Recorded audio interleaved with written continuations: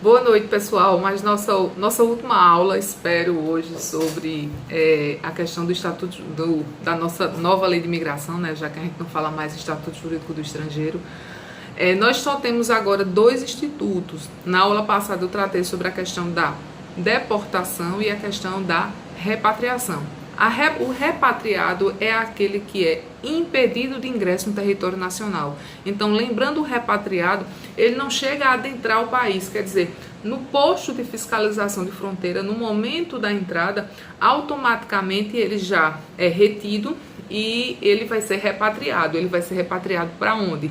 Para o lugar um país que consinta em recebê-lo, quer dizer, o país de procedência, ou outro país que consinta em recebê-lo, ou ainda o país de sua nacionalidade.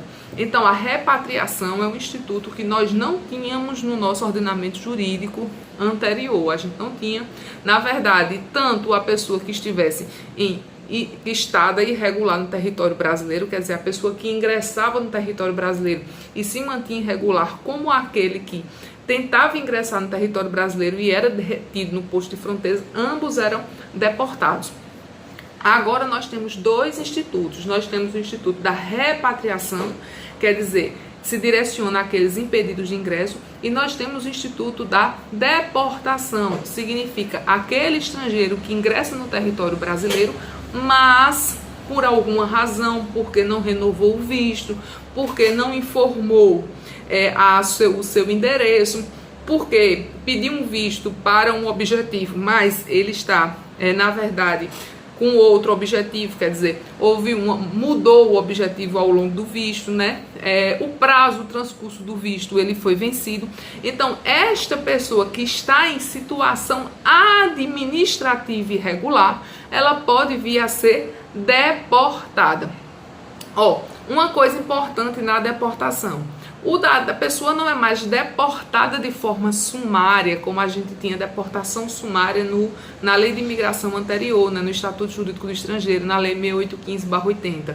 Né? No nova lei de imigração, ela tem um prazo de, no mínimo, 60 dias para regularizar a sua condição migratória.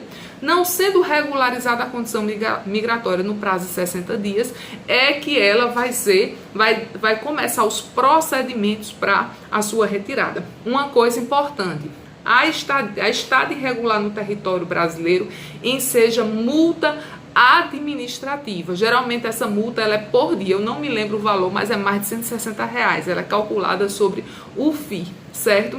A pessoa deportada, ela pode ingressar no território brasileiro a qualquer tempo, regularizando a sua condição migratória e pagando as multas. Então, o deportado, ele não tem nenhum impedimento para retornar ao Brasil a qualquer tempo, ok? Então, repatriação: a pessoa que tenta ingressar no território brasileiro, mas é impedido de ingresso, né? Quer dizer, ele é retido nos postos de entrada. Já o deportando é a pessoa que ingressa no território brasileiro de forma regular, mas no curso do processo em que está aqui, em que reside, em que está no Brasil, ele tem a sua condição migratória tornada irregular. Quer dizer, ele pratica uma infração administrativa, ok? Repatriação para os impedidos de ingresso e deportação para aqueles que praticam infração administrativa relativa à sua condição migratória. Nós temos ainda outro instituto referente à saída compulsória do estrangeiro do território brasileiro, que é a expulsão, né? A expulsão, ela está previsto um pouquinho mais a expulsão, ela também está previsto no Código, e o expulso é aquele que, pela sua condição migratória, ela se torna uma pessoa indesejada. Então, a expulsão, ele se refere à indesejabilidade.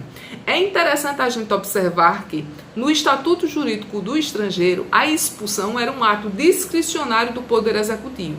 Então, no caso, o presidente da República, ele quem editava o decreto de expulsão, era algo definitivo e não precisava que ele tivesse um motivo justo ou um motivo justificável para se proceder à expulsão, né? Por exemplo, a expulsão poderia ser por simplesmente uma crítica, como naquela época que Lula foi criticado pelo jornalista americano em relativo à cachaça, né? Então, ele não precisava ter um grande motivo, ou um justo motivo para efetuar a expulsão, né? Apesar de que Lula não expulsou ninguém não, certo? Já a expulsão, houve uma modificação importante no Instituto da Expulsão a partir da nova lei de imigração, porque ela exige uma fundamentação, quer dizer, a pessoa tem que se tornar indesejável por algum motivo, e esse motivo ele tem que ser um justo motivo, né? Inclusive também a expulsão pela nova lei de imigração ainda guarda outra questão importante. A expulsão, ela tem um prazo. Então, o decreto de expulsão, ele diz o prazo da expulsão, né? Então, tem um prazo de início, o prazo de fim, e a expulsão, depois de passado o período do decreto de expulsão, esse estrangeiro poderá retornar ao território brasileiro sem nenhum impedimento. Então, a expulsão está lá no artigo 54, né? A expulsão consiste em medida administrativa de retirada compulsória de imigrante ou visitante do território nacional, conjugada com impedimento de reingresso por prazo determinado. Então, o decreto ele diz qual é o prazo.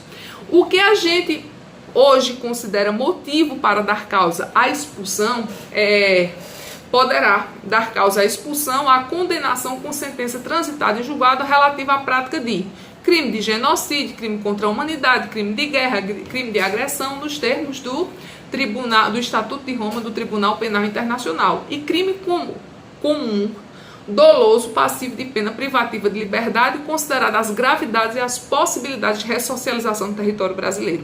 Então, a expulsão hoje é para a gente uma situação excepcional. Ok? Somente o brasileiro, obviamente, não pode ser expulso, porque seria a anterior pena que a gente poderia dizer de ostracismo, né? E isso não é mais compatível com o sistema da vida moderna, né? Com os direitos os direitos fundamentais da pessoa, certo? Então, caberá às autoridades competentes resolver sobre a expulsão, a duração do impedimento de reingresso e a suspensão ou revogação dos efeitos da expulsão observados expostos nesta lei. O processo de expulsão, no caso de crime comum, não prejudica a progressão de regime, o cumprimento da pena, a suspensão condicional do processo, a comutação da pena ou a concessão de pena alternativa, de indulto coletivo ou individual, de anistia ou quaisquer benefícios concedidos em igualdade de condições ao nacional brasileiro. Ok? O prazo da vigência da medida de impedimento vinculado aos efeitos da expulsão será proporcional ao prazo total da pena aplicada e nunca será superior ao dobro do seu tempo. Quer dizer, uma pessoa condenada a 10 anos, ela pode ter uma pena de expulsão de até 20 anos. Ok? Então, a gente tem que observar que a expulsão ela é condicionada atualmente a um período e ela tem o prazo de início, o prazo final, que nunca vai poder ser o dobro da pena que lhe foi aplicada. Agora, qualquer estrangeiro que esteja no território brasileiro em situação irregular, ele pode vir a ser deportado. Porém, no caso da expulsão, o estrangeiro, existem impedimentos para que alguns estrangeiros possam ser expulsos. A primeira coisa que a gente tem que observar, por exemplo, que o apátrida dele não pode ser expulso, a não ser de forma excepcional, ok? Mas a medida de expulsão não pode ser feita quando se for, na verdade, a pessoa vai responder por um crime em outro estado, então, ao invés do Estado brasileiro fazer a expulsão, ele deveria, na verdade, proceder à extradição. E a extradição é um procedimento judicial de cooperação jurídica e ele é muito mais complexo de ser feito porque ele depende do pronunciamento do STF, ok? Então, o expulsando também não pode ser expulso aquele que tiver filho brasileiro que esteja sob sua guarda ou dependência econômica ou socioafetiva, ou tiver pessoa brasileira sob sua tutela. No sistema jurídico anterior, ele só falava da questão da dependência econômica, mas ele não falava da questão da dependência afetiva. Inclusive, isso foi assunto que foi bater no STJ e o STJ considerou que a dependência afetiva não seria motivação válida para que impedisse a expulsão. Tiver cônjuge ou companheiro brasileiro, companheiro residente no Brasil sem discriminação alguma, reconhecido judicial ou legalmente, e tiver ingressado no Brasil até os 12 anos de idade, residido desde então no país, for pessoa com mais de 70 anos que resida no país há mais de 10 anos, considerados a gravidade e o fundamento da expulsão. Ok? O regulamento definirá os procedimentos de apresentação e processamento da expulsão, que no processo de expulsão serão garantidos o contraditório e a ampla defesa, e a Defensoria Pública ela vai funcionar aí se não houver um defensor constituído pela parte. E caberá reconsideração do pedido de expulsão no prazo de 10 dias a contar da notificação. Outra coisa interessante, importante nesse caso, é que não existe na nova sistemática a expulsão sumária, certo? Então isso aqui é uma parte interessante. Agora tem uma coisa interessante. Isso daí inclusive caiu eu acredito que na última prova da OAB. A questão que não pode haver repatriação, deportação ou expulsão coletivas, certo? O que é que a gente entende por isso, né? Que deve se individualizar, né, os procedimentos de deportação, expulsão e repatriação, ok? Então a ideia de coletivamente fazer esse processo de expulsão, repatriação ou deportação, ele é impedido na sistemática da nova lei de imigração, que tem um caráter o quê? Humanitário, certo? Isso é um assunto que caiu na última OAB e talvez repita nessas OABs sequenciadas, porque é um elemento importante da nova sistemática utilizada pela lei de imigração. Não se procederá à repatriação, à deportação ou expulsão de nenhum indivíduo quando subsistirem razões para acreditar que a medida poderá colocar em risco a vida ou a integridade pessoal, né?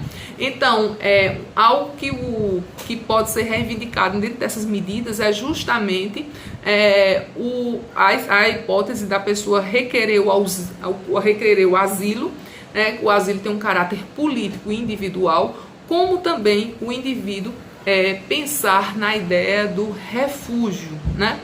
Porque o refúgio é algo que está, na verdade, comprometendo a segurança individual. Então, existe essa possibilidade do indivíduo arguir que a situação dele específica pode ensejar, na verdade, um comprometimento à integridade pessoal. Outro ponto interessante é que na nova sistemática da lei de imigração, as medidas de saída compulsória, que são 3, repatriação, deportação e expulsão, estão separadas das medidas de cooperação jurídica internacional, que também são 3 hipóteses de cooperação jurídica internacional. A hipótese mais conhecida de cooperação jurídica é justamente a extradição. Quer dizer, a extradição é uma medida de cooperação jurídica em matéria penal, né? E se direciona justamente a facilitar a localização de pessoas, né, no âmbito internacional, para que ela não vá se evadir, né, das suas obrigações com a justiça, certo? Então a extradição, ela está, como medida de cooperação jurídica, ela está prevista lá no artigo 81.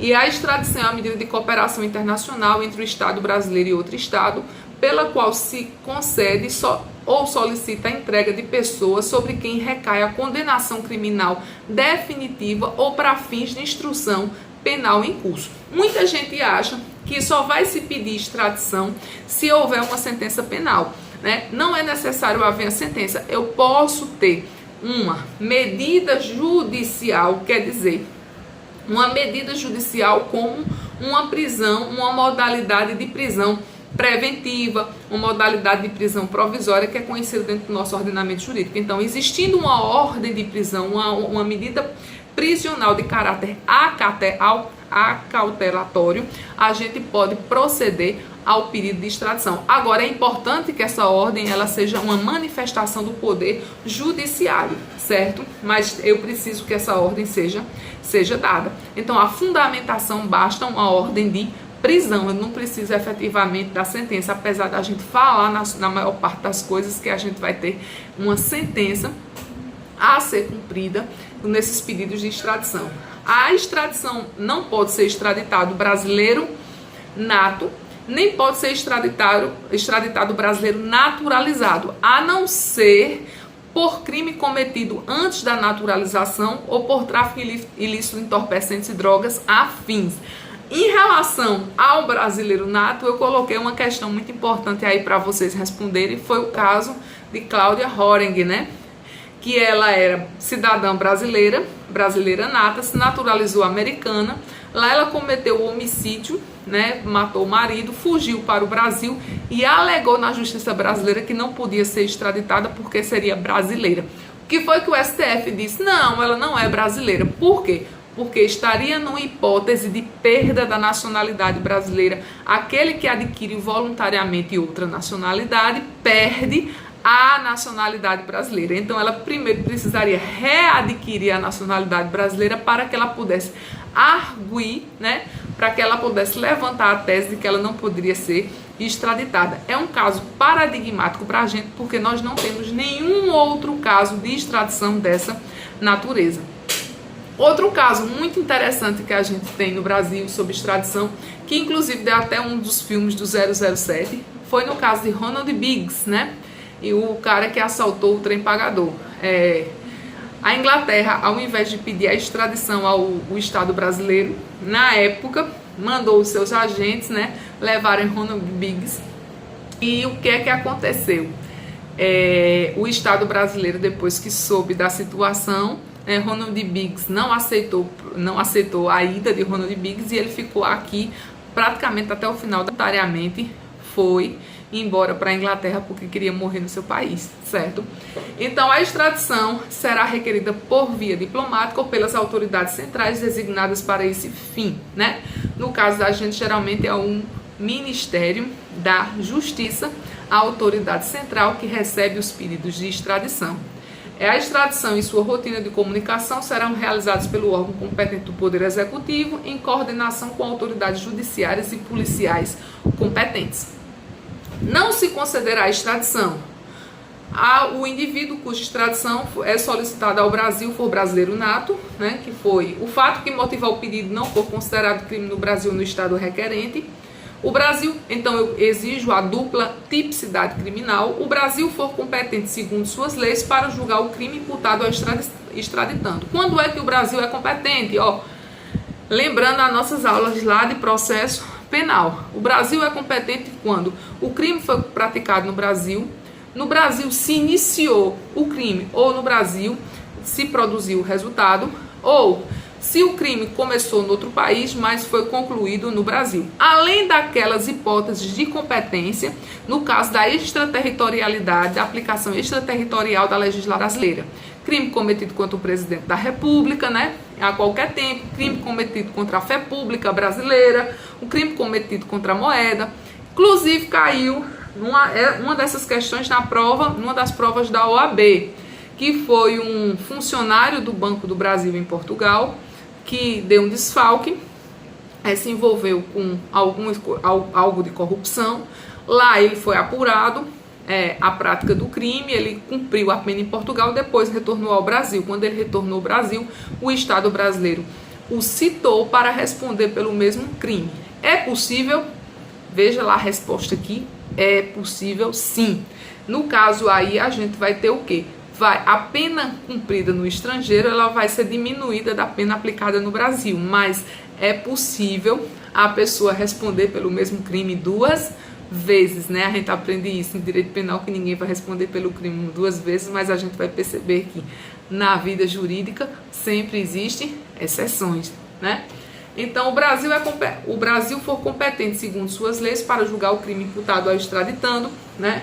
a lei brasileira impuser ao crime pena de prisão inferior a 2 anos. Pela antiga sistemática era 1 ano. Então vocês observem se os livros que vocês estão lendo é 2 anos ou 1 ano. Por quê? Pela nova lei de imigração, a pena mínima aí vai ser de 2 anos, certo?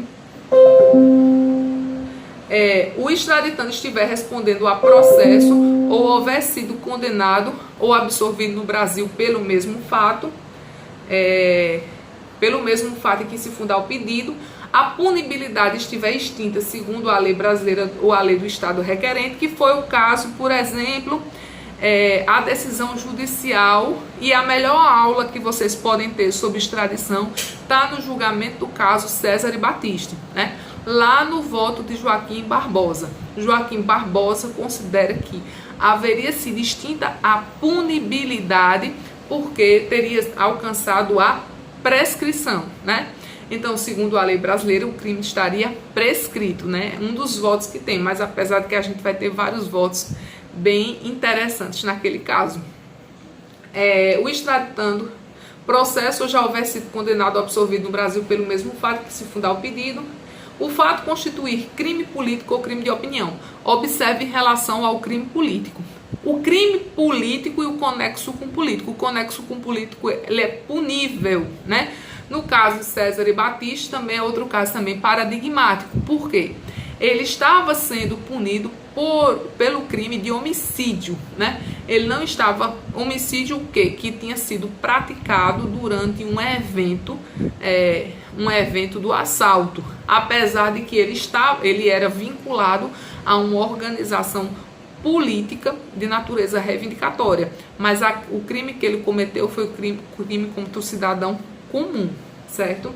O extraditante tiver de responder no estado requerente perante tribunal ou juízo de exceção, quer dizer, não for um juiz natural, o extraditante for beneficiário de refúgio nos termos da lei do refúgio ou asilo territorial, certo?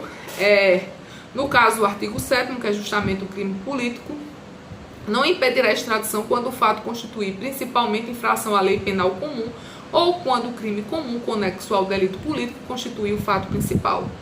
Caberá à autoridade judiciária competente a apreciação do caráter da infração. Para a determinação da incidência disposto no inciso 1, será observado nos casos de aquisição de outra nacionalidade por naturalização a anterioridade do fato gerador da extradição. O Supremo Tribunal Federal poderá deixar de considerar crime político atentado contra chefe de Estado ou quaisquer autoridades, bem como crime contra a humanidade, crime de guerra, crime de genocídio e terrorismo. Admite-se a extradição de brasileiro naturalizado nas hipóteses previstas na Constituição Federal. Outra coisa interessante, vocês não podem confundir extradição com entrega.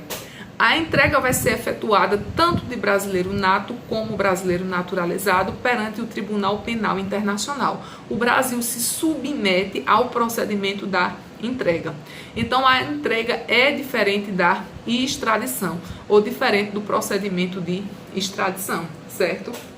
São condições para a concessão da extradição ter sido o crime cometido no território do Estado requerente ou serem a eles aplicáveis as leis de extradição, as suas leis penais, e está o extraditando respondendo a processo investigatório ou a processo penal ou ter sido condenado pelas autoridades judiciárias do Estado requerente a pena privativa de liberdade. Outro ponto interessante se a pessoa está sendo investigada por 10 crimes, quando se pede a extradição, tem que indicar todos os processos em que o indivíduo está sendo investigado. Ele não pode, depois que ser efetuada a extradição, acrescentar outro crime, né, àquele indivíduo. Então, a extradição, na verdade, o pedido de extradição, ele tem esse caráter dele excluir a possibilidade de outros crimes, né, posteriormente também serem aplicados àquela pena. Então, quando se pede a extradição, ele tem que se elencar os fatos criminosos ou os processos que estão em curso de processo investigativo. No artigo 84, fala da questão da polícia, da Interpol, da Polícia Internacional, quer dizer, o indivíduo tem o seu nome dentro da lista da Interpol. Então, dentro dessa lista da Interpol, esse nome constando o indivíduo, ele pode ser apreendido, devendo o Estado requerente solicitar o Estado brasileiro, no prazo de 60 dias a efetivação do processo de extradição. Decorrido esse prazo, o Estado brasileiro ele vai ter necessariamente que liberar aquele indivíduo que foi retido. Outro ponto importante é que no Brasil não existe mais prisão do extraditando. O extraditando ele pode responder ao processo de extradição em liberdade, como também pode ter sua liberdade vigiada, como também pode portar a tornozeleira eletrônica durante o processo de extradição, né? Então a prisão do extraditando não é um procedimento mais imprescindível, ok? Então peço para vocês lerem a partir do artigo 80 da Lei de Extradição e que vocês vão ver o procedimento, necessidade de defesa, né? Que o processo de extradição funciona perante o STF. E o artigo 96 é um artigo que muito cai.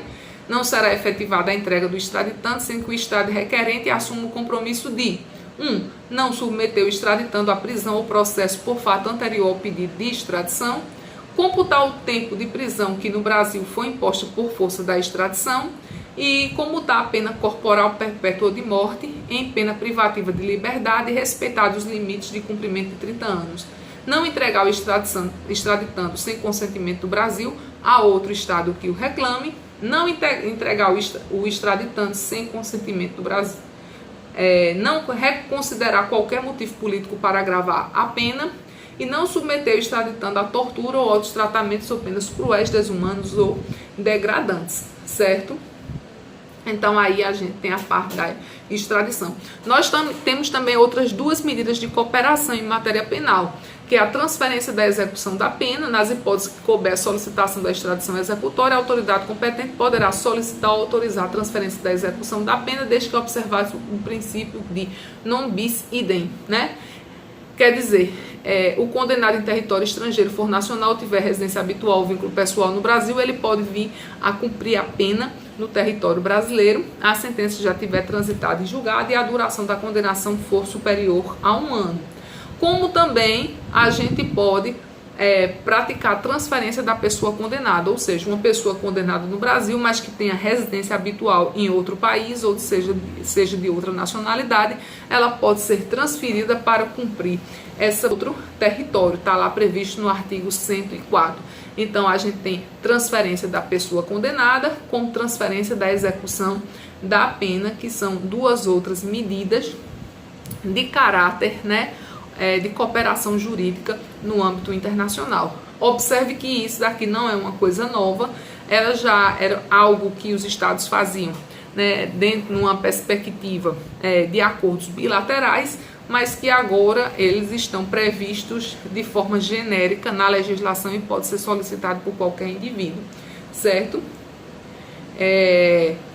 Esses procedimentos serão definidos em regulamento. A parte relativa às infrações e penalidades administrativas previstas na lei de imigração, eu nunca abro espaço para elas, mas assim, é importante vocês observarem que as infrações à legislação, geralmente elas dão multa, certo? E aqui tem mais ou menos umas regras e acredito que a princípio nós terminamos essa parte segunda-feira ou vocês mandem aí pelo Google Classroom as dúvidas que vocês tenham para que eu possa respondê-las, tá certo? Muito obrigado, minha gente. Façam os exercícios aí para vocês fazerem a composição da nota da melhor forma possível e ninguém sair prejudicado. Muito obrigada, boa noite e bom final de semana. Um beijo.